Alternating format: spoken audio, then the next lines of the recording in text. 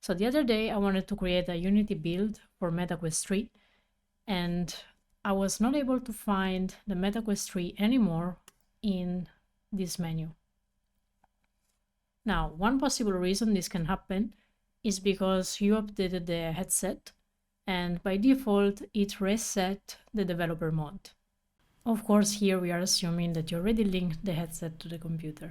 You have to open the Quest app on your smartphone, then you have to click on the menu, go down, you select devices, you have to turn on your Bluetooth in case you don't have it already turned on. Then you go back to the app, and at some point it should be visible headset settings.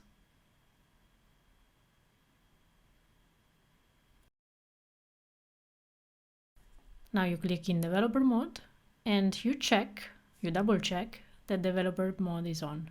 That's it. Check out the description of this video for more videos about MetaQuest 3.